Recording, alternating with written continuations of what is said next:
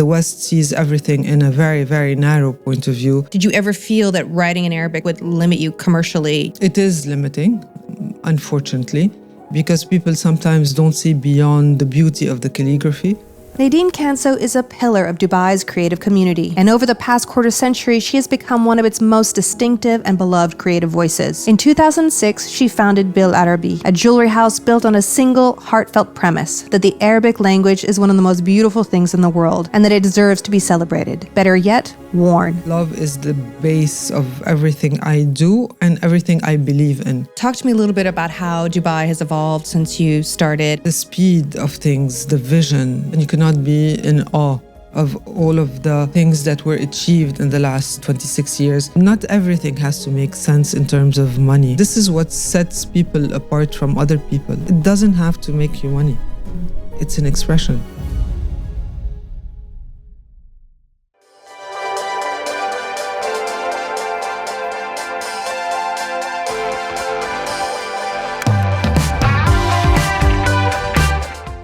Nadine, I have been counting the days to do this interview with you. I've been wanting to sit down with you and have a proper girls chat for a really long time. So thank you for this. Thank you for having me. And yeah, we've been trying to make this happen. It's been a lot of back and forth, but here we are. Yeah, we were committed to making it happen. Exactly. I think we have to kick things off with the recognition that you are celebrating 20 years of your brand.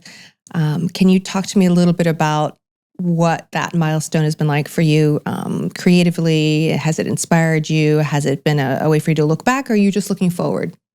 Actually, it's a combination of a little bit of everything, because it's a time where actually you stop and you have to dig into your archives, look at older pictures, look at older collaborations, moments that actually shaped you, who were the people around you. Mm-hmm. And obviously that kind of a journey and that kind of a space and all these people have been part of this journey. And by doing so, you would say like, okay, that has been great. That has been amazing.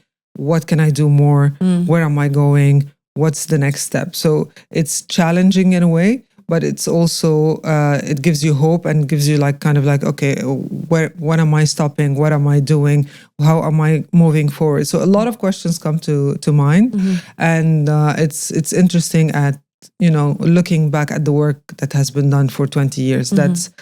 We don't realize what we are in unless we stop at one point and look back and see like, oh my God. So much to accomplish and yet so much left to do, as it were. Of course, it's never finished kind of a thing.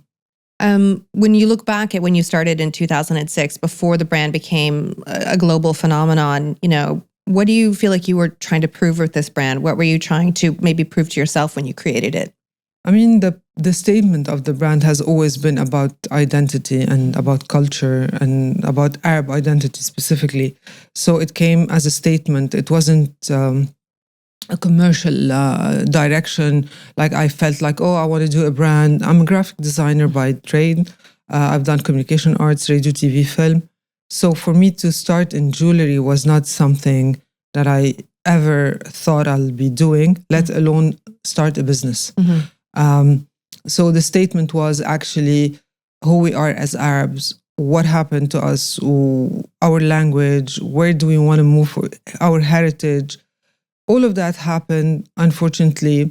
I mean, I come from a household that is very Arab nationalistic. Mm-hmm. So my mind is towards that. So whether it's in my photography or in my jewelry that eventually I did, or anything I will create, it has to have something in Arabic. It has to have the thinking that I was brought up to become who I am today, or what I stand actually for. Mm-hmm. So it was a statement, and from that statement we moved forward. It became an expression, and it happened to be in jewelry, because I realized at the time that no one wore the Arabic letter in jewelry. Mm-hmm. I mean, you had the names in the souk, you had all of that, but to make it bling and to make it contemporary and of a statement, it wasn't there at the time. Because it originally the first moments of it, or the first ideation of it, came actually from a project you did with the Victoria and Albert Museum. Am I right? Exactly. So it was the photography I did. The body of work was called Min Ana. And Min Ana talks about who I am as an Arab. And in that project, I took a lot of pictures of a lot of people from different nationalities, Arab nationality.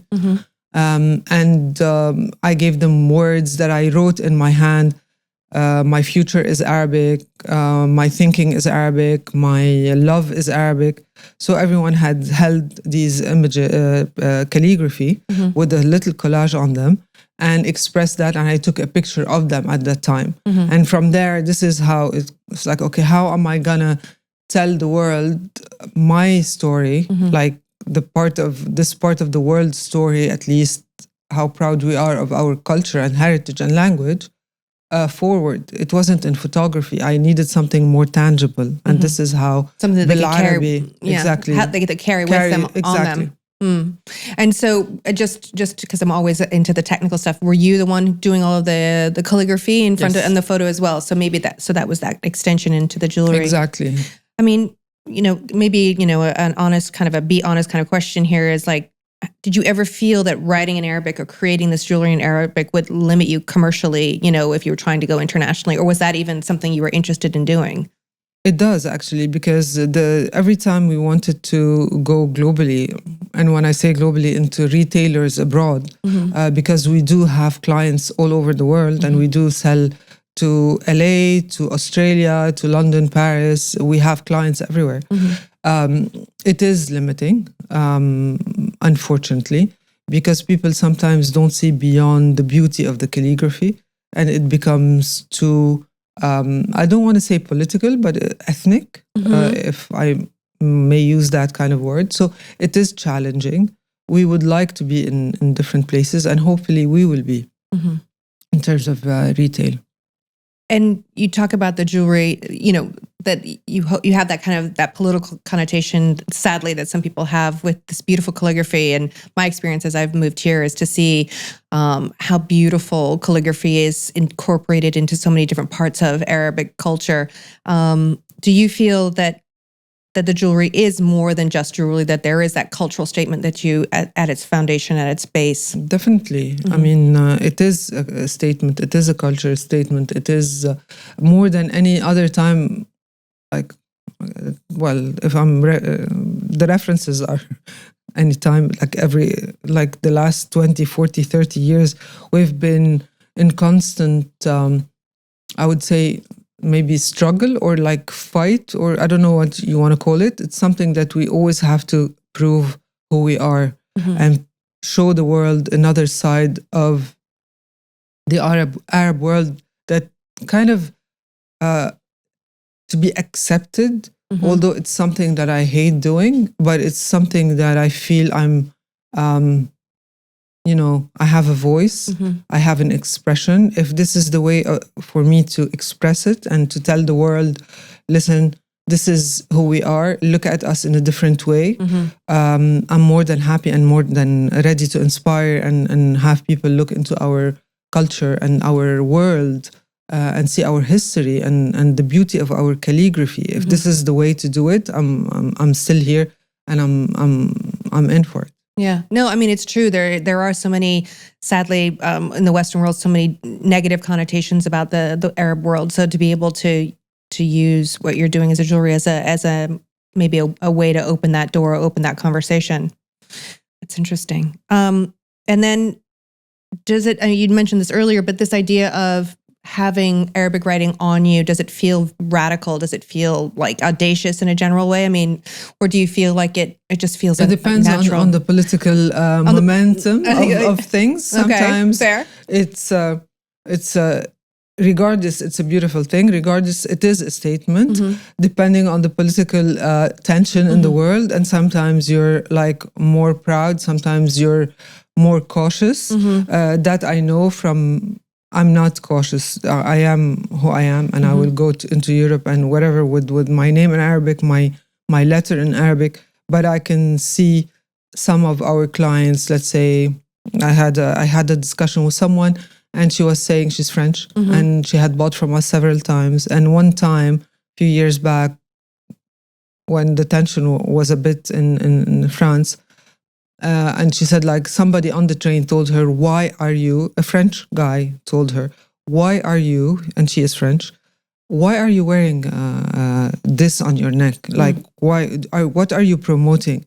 So people don't understand, being an extremist in your religion and your culture and your heritage and they are totally different things. And unfortunately, the West sees everything in a very, very narrow point of view, that everything goes into one place and one place only. I can say the same about anyone in the West. I can say that you are, as much as you say we are terrorists, you are as well. Because nowadays you can see reality and you can see factually what is happening in the world. Yeah, the veil has been lifted a little bit on the understanding of the West. Yes, agreed. You mentioned earlier that, you go out and you wear what you want wherever you are in the world, and, and this is who I am. I want to go back to, you as a young girl. Where does this feistiness come from? How did you grow up and have this kind of, No, I don't think I'm feisty, but I'm opinionated, maybe. No, I mean, I lived in a household where my family were very pro-Arab nationalist. And this is something that I grew up with, something I was exposed to day in, day out for the longest time, most of my life, up till probably today. It's still very present. And this is, for me, has become part of who I am. So it became a voice, it became a mission, it became something. So if I wanted to do anything artistic or anything, why should it not be tackling a certain issue? Why can't it be just like, So I'm not on the flowery and no, even in my photography, it was more on the socio-political side of things. Obviously, nowadays, we choose our words, unfortunately, and we're kind of apologetic of certain things we want to express, although the world should be more democratic, but obviously it's not. Not there yet. So I don't know where is this feistiness. I think because whether it's my dad or my mom, they were very outspoken and they always said their opinion out loud, and they were known for it. So maybe I took a bit of that, although I'm much more shy. And that surprises me. I would never have. That would not be a descriptive I would give for you as shy. I am.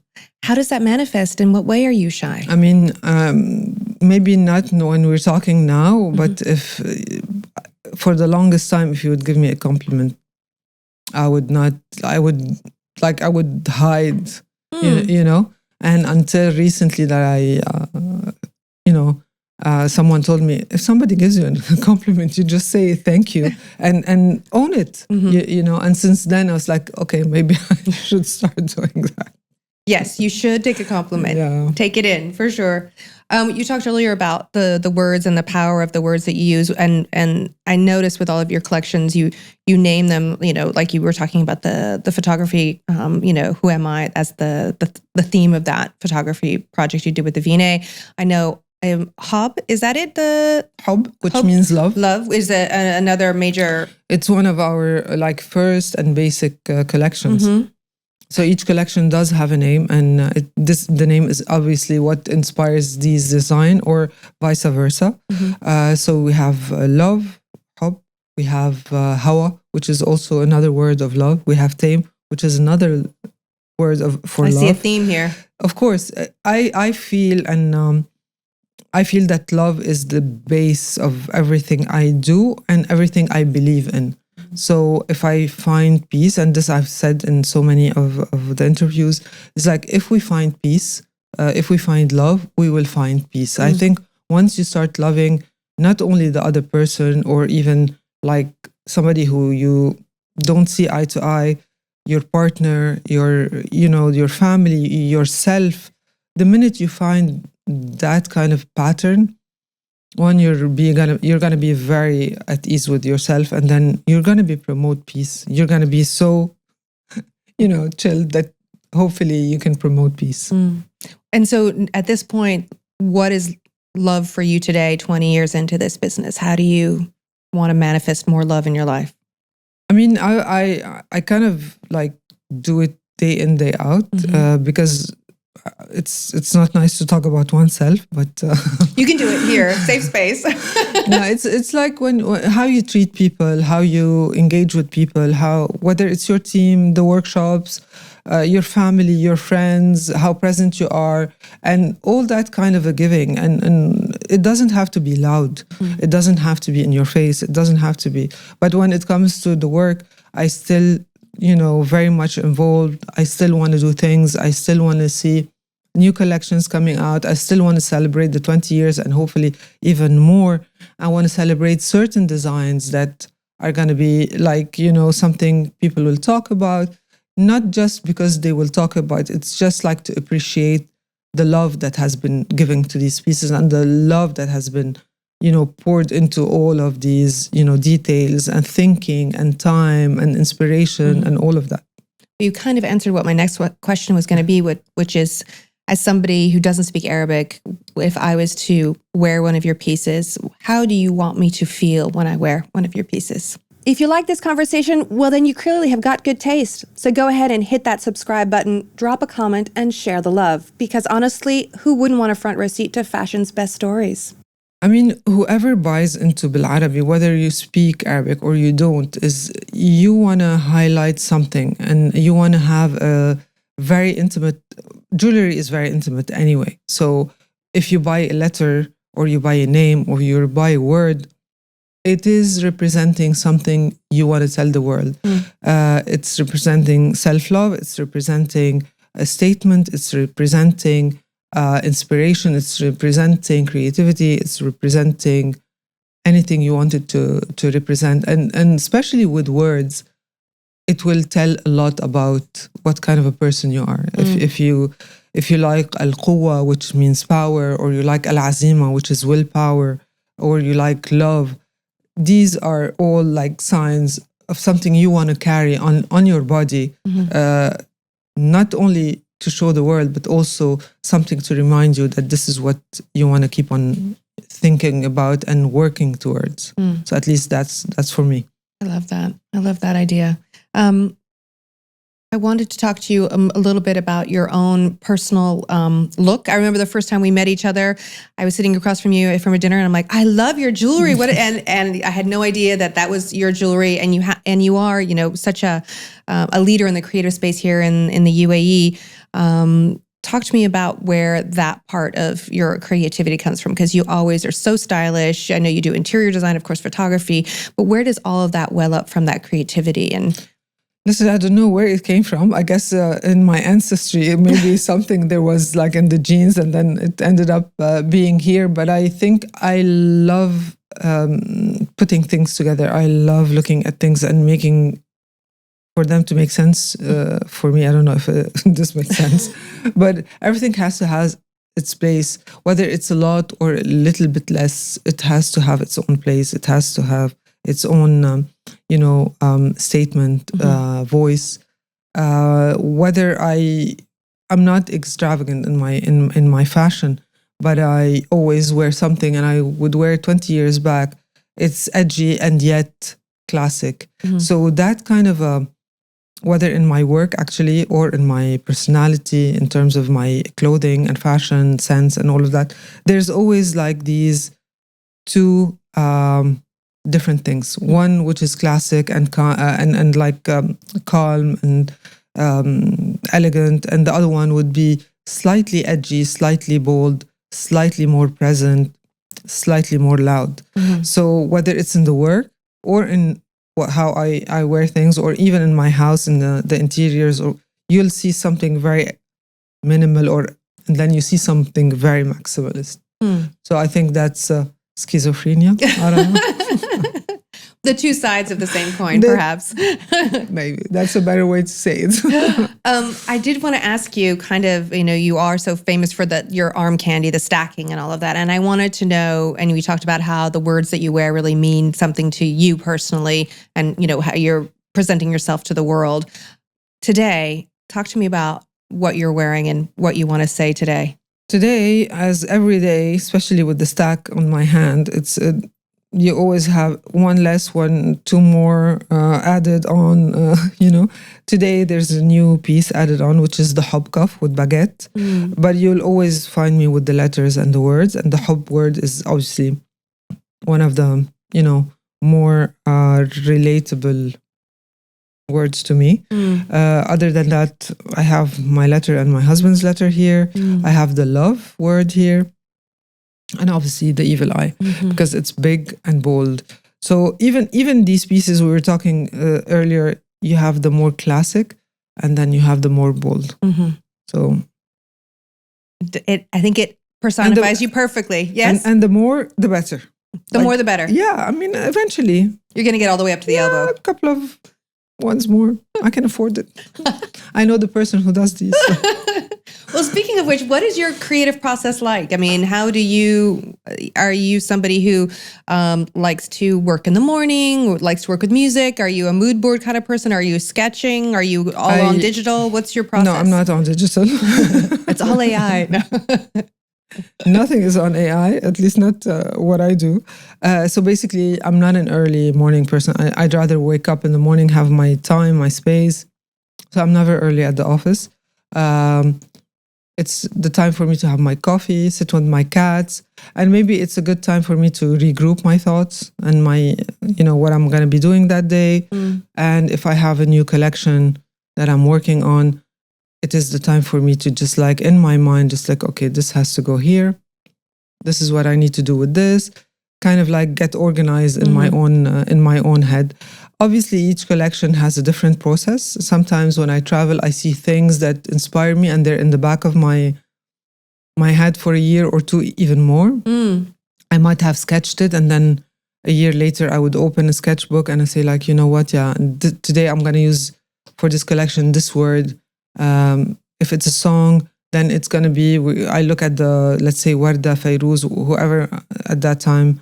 Had inspired me, and then I go back to the songs and listen to them and see what is it the essence of this collection is going to be. And sometimes it's just really, I wake up in the morning, I was like, yes, let's go, and I would put a word or two and then work on it. So it's totally different. I think that's the beauty of being creative. It's not having that kind of at least for me, day in, day out, the same thing. And this is what's nice about actually being creative. You have that kind of space where you can maneuver the way you want. No, I agree. That freedom, the ability to not have the same 9 to 5 every day, the same thing over and over. I don't think I could ever do that either. Yes, creative. But that actually brings me to this next question. You have done some amazing collaborations. I know you worked with Gucci and Louis Vuitton and Berluti and some top fashion luxury houses. How do you walk into those rooms where, they have their guidelines, they have who they are, and and hold strong in who you are when you're trying to build those collaborations? I mean, definitely you have to hold strong, but I think when people such as these brands come to you, is actually they want your DNA. They want your DNA, they want your creativity, they want what you do actually to be part of the story they're telling, whether it's for this part of the world or wherever it is. So it's the same relatively with any designer or creative they work with elsewhere. The good thing about being here when it was Louis Vuitton and Gucci, there weren't so many creatives. So I got top of the pile. Exactly. But if I look at Guerlain or Berluti, which were done recently, or Marcel Arab at this point in time, these were collaborations that were very specific. And by that is we want to include a voice to be part of our DNA, and we want your DNA to be added to that. So it's a proud moment, not because you are working with obviously it is working with an LVMH or with a big brand, but it's also hope for other designers in the region and younger designers that you can get to a place where never say never, never say no. You can achieve things, and it's for me. This is the appreciation of these brands an appreciation of the culture that we have, for them to come to me specifically. When it comes to Arabic, I'm not a designer that draws flowers or that draws, I don't know, plants or whatever it is. Very specific. It's Arabic. It's language. It's culture. It's heritage. It's letters. It's words. You want to be part of that, you came to the right person. So it's obviously, something I pride myself in, but also happy to have been part of also their journey. And is that also the reason why, I mean, I know it's such a somewhat of a generic question, but is that the reason why you decided not to name the brand after yourself and you wanted to call it? Yeah, actually. Yeah, that's another totally kind of a discussion. But definitely I wanted to be named Bil Arabi. Even today, if I launch an English collection or whatever, it's also going to be based on calligraphy. And I am part of this world. I am I'm an Arab and a proud one. I'm from this region, and I'm going to be, whether it's in Arabic or English calligraphy, it's going to be my calligraphy. It's going to be coming out of this place. So it brings kind of, calligraphy brings kind of everything together. You are such a big believer of the region and a proud Arab, as you said earlier. How can you talk to me a little bit about how the space, and you also mentioned now there are a lot more creatives that brands are looking to collaborate with, which is, I think, a wonderful thing. Talk to me a little bit about how Dubai has evolved since you started, and what are you loving about the current state of play where things are looking now in the UAE? I mean, I'm a big advocate of the UAE, Dubai obviously specifically, because I've been here 26 years and I've seen the evolution of everything. The speed of things, the vision, you cannot but be appreciative, and you cannot but be in awe of all of the, things that were achieved in the last 26 years. Obviously, the start was not 26 years ago. The country has started way before that. And, the culture was way before there. And it's like, they were living here way before I came. It's just that kind of vision and precision they had. So for me to see all of that and be part of it, although even if I'm just a small part of whatever used to be Dubai, seeing and looking at the community today, whether it's in the arts or creative field or any other field, actually, the amount of people that came in and the hope that this place gave these people to be able to achieve or live in peace or, whatever they wanted, they kind of found it here. You can find your peace, you can find your creativity, you can find your business, you can find your money, you can find your, anything you want. You can follow your dream here. You follow your dream, and the sky is the limit. Not even the sky. So we're getting to Mars, and we're getting everywhere, to be honest. So it's, I'm happy to see more people coming in, because that makes Dubai not only and the UAE a destination, but also it will put it's already there in like placement, such as like really big cities that cater to so many people with an efficiency that I think, in my opinion, is like no other. No, I absolutely agree. I mean, I don't want to live anywhere else but here. Yeah. That's for sure. Same here. Are you finding when you travel internationally that there is a change in perception about the Arab world and about Dubai in general? Maybe Dubai is separate. It's got its own kind of. There is, obviously, because the voice has become louder from this part of, and the eyes are all set on this part of the world, whether it's UAE or other places, for other different reasons, whether it's geopolitical or political or whatever. So a lot of the West is looking towards here. And, for the UAE and Dubai, it's always like they've done such a great job in promoting this place and in talking about it. So anywhere you go, people now know about Dubai. If I remember 26 years back, when I used to travel, like, not a lot of people would know about. Now everybody wants to come here and live here. So Yep. They can get in line. when did you realize, I actually, as a creative, I think one of the things that I've seen with some creatives in the fashion field is that they either struggle because they're so creative they can't function as a business, they don't know the business side of things, or they partner up with somebody who leads that part of the business for them.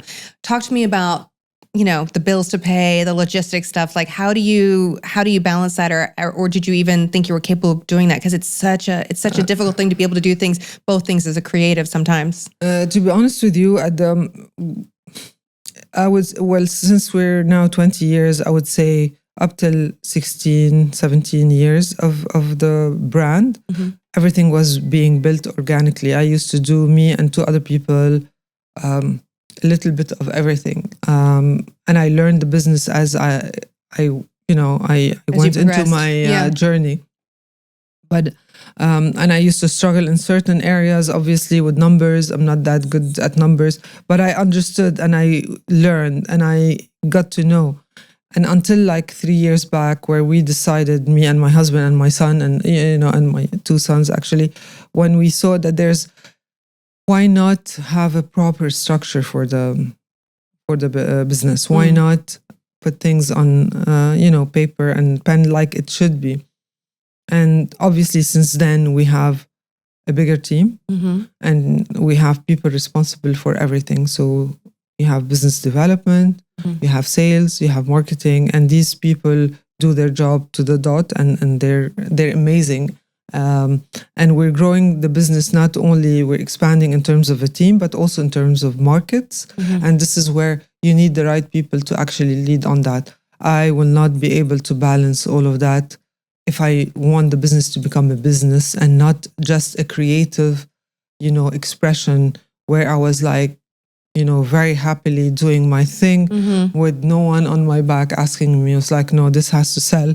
This has not to sell. This has to, Well, yeah, talk to me about that part, because I know a lot of real pure creatives like yourself really struggle with like, that's not commercial. Like, how do you keep from not falling in that pit of like, this will sell, this is commercial, let's do this, as opposed to, well, this is calling to me. I mean, in jewelry, I try to actually accommodate for both. And this is where we do our smaller pieces for them to be more accessible. But at the end of the day, I have pieces that I do for my own love and care. Now less, because the gold is so getting expensive. So I can't kind of like just like, okay, I'm gonna do this piece and I'm gonna, it sells, it doesn't sell. I can still do that, but I'm restricting myself in doing so. So you have to balance.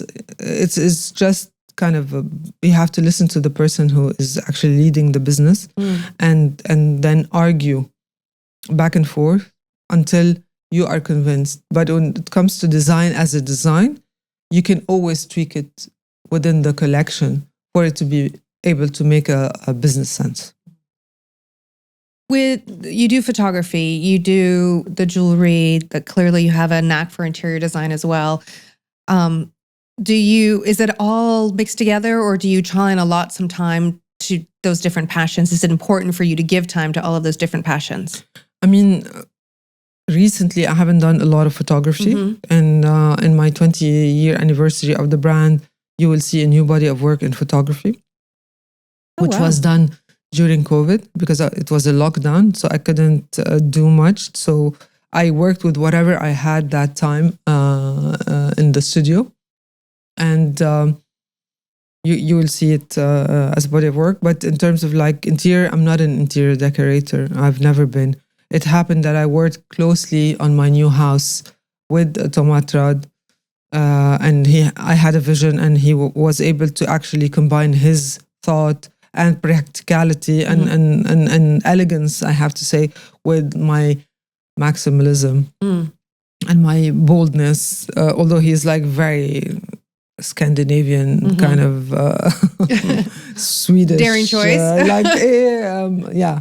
So it was a combination. I don't tap into that, although I've been told I should, but I'm happy to keep the jewelry in focus at the moment, and maybe would love to go back to my photography, actually. I know that talking about collaborations, you were talking about interior design. I know you have a new collaboration right now with a poet. Is that right?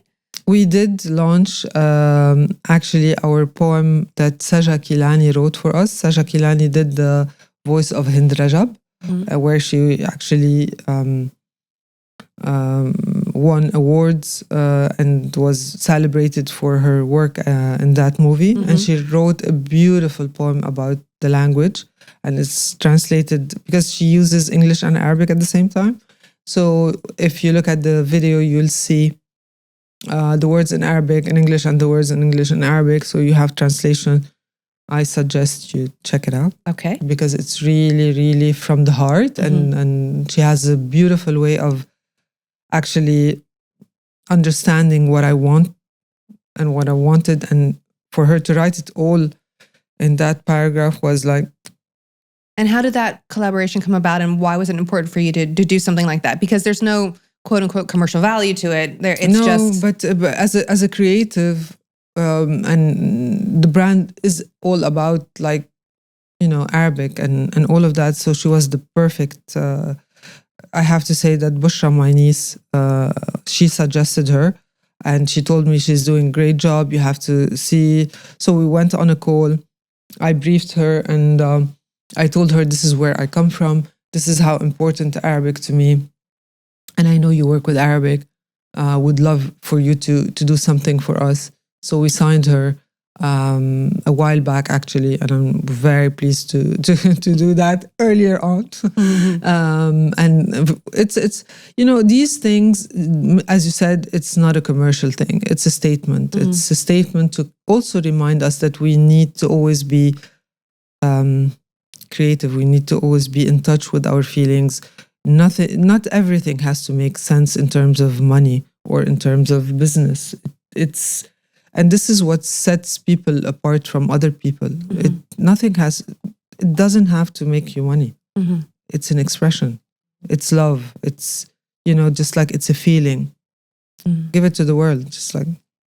Yeah, absolutely. I think when you come from that place of pure creativity, pure experiential, that's where all of the great ideas come from. That's one of the reasons why I get so concerned about AI, because I feel like it just mutes everything down so much and makes everybody, for lack of a better word, lazy in their creativity. I don't know what your experience or relationship to this new frontier is. I mean, I can see a lot of people like using it, and maybe it's good in certain places, but when it comes to me personally, I'm not that. I'd rather let my brain do the work. Obviously, I search things now on Google, on whatever platform I need to get some information. If I have a book, I'll open it. Like now, we're working on our exhibition for the 20-year anniversary, and we're working on a book. So I had to go and reference some books and look at certain things, and it's like, how do I like things, and actually read about jewelry, which probably I flipped into that book so many times, but this time, like last night, I was actually reading a book about jewelry, just like to give a feel like why this piece was, executed in terms of like in this way or produced in this way, or, what was the story behind this piece. And so. Speaking of jewelry and their backstory, is there a piece of yours that you will never sell, never give up, that's with you, that means... Yeah, this is my hub. The hub. It's the first piece we've done for this cuff. And this is why, if you look at it, it's much smaller and much thinner than anything we sell now. The original, the ones in the market are much thicker. But this, I sleep with this, I swim with this, it's kind of... It never leaves you. Never. Until the day I die. Love it. So if the first decade of your brand was, about, Arab pride, let's say, and the second decade is maybe about, global validation, let's say, what do you want this next decade to look like for you? Both together. Okay. Yeah. Why not? Yeah. Why not? I mean, it's just a celebration. At the end of the day, I'm not a big dreamer, and although I'm a Cancer, we're romantic. We might be dreamers, but I hope for things to happen, but I don't work like how can I say is I don't manifest them too much. Really? Yeah. You're not one of those morning journal, like gratitude or the things and all of that kind of. No. I believe that God will do what is written for us. So do you believe in destiny or do you believe in fate? Well, it's a combination of both. You can't really tell because what we say in Arabic, maktub, which means is written for you. So if you work for it, and if it's not meant to be for you, it's not going to be meant to be.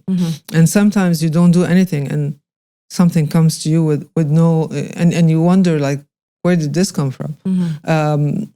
So I actually, how I can't explain myself in English, but it's like I let myself, to be guided by whatever God has wished for me to be able to do in this time, in this place, in this life. I'm here for a reason. Yeah, I've come to really believe, and particularly since I've moved here, is this idea of what's meant to be is meant to be. It is, that you have a journey and a path, and if this closes down, then something else is going to, because something else 100%. Is coming and opening up for you. Definitely, it's something that life will. It's a journey that you will have to go through, and if it doesn't happen the way you want it to happen, it's for a reason, and that reason is written for you. So don't be upset. Just like go with the flow. Let's talk a little bit about legacy. You mentioned that you work with your niece. You talked with your husband and your sons about, let's get serious, guys. What are we doing here?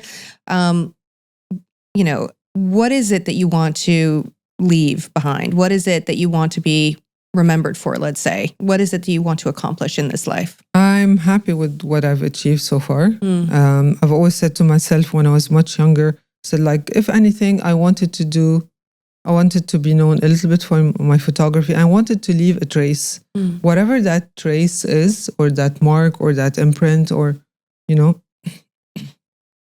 whatever it is. I just don't want to pass through life without leaving anything. And I think 20 years down the road now, I think I've left my mark. I've started something that was not there ever. And I'm happy for that. And if it's something that I inspired other people to start doing, whether it's like using the Arabic words or calligraphy or whatever, I'm very happy for that, because that's a big thing for me. When I created the business, I know we had a lot of like IP issues and legal issues and all of this. That put aside, I'm still very proud with my achievement. And if I've inspired people to do things with Arabic language, whatever it is, I'm very happy that I've done that. That's kind of my mission. So I'm happy to leave now. I'm like, I've done my bit. You've done your bit. You've accomplished that. Because my journey was never about making money. It was about making a statement, starting something that people will remember. And I think by now I've done that. I agree. So when young Arabs look at what you've accomplished, what do you hope that they will take away from what they've seen that you've done as a message of what's possible? What's possible is like, if they look at my journey, starting from nothing, starting from the garage, starting from home, obviously getting to be in D3, getting my own office, after 10 years of working at home. So the journey was very slow and very successful. Getting there and inspiring people to use their language and make a statement, to be able to work with international brands, to make their mark. I hope all these small things, even a small word, hub, love, that they've carried with them, is something to be remembered, is something to give them hope, and everything is possible in this life, On that note, I want to ask you my classic 5 questions that I ask everybody I interview. These are easy, I promise. I think we talked about this earlier, but maybe not. What is your most prized possession, that one thing that you cherish above all others? As a materialistic thing or? Well, both. What comes to mind when I ask that question? Friendship. I like that answer. Says a lot about you. As you are such a fashion icon here in the Middle East, what piece of clothing do you feel like people should maybe invest in, like save up money for and really spend the money that they need to make that statement with that one statement piece? What is that? I would say, can I say two things? I'll give you the pass for to have say two things. One nice jean. A nice pair of jeans. Yeah. Okay. And a nice jacket. A nice jacket. So like a Blazer. tailor jacket? Yeah. Okay. Yeah. Because a tailor jacket it can dress it up, dress it down. 100%. Okay. What trend will you never follow? Any trend. As long as trend, I will not follow. I mean, I try not to follow trends. It's not about trying. Actually, when I see something trending too much, it kind of puts me off. Mm-hmm. And then if that's the season of large bags, I'll probably, if I really felt like I wanted to get one, then it will not be anything like anyone has. Mm. It has to be an odd piece. Always standing out. I have to. Who is your favorite designer, living or dead? Oh, I have a lot of friends in design, so that's. I mean, I love a lot Prada. Obviously, I love Gucci. Mm-hmm.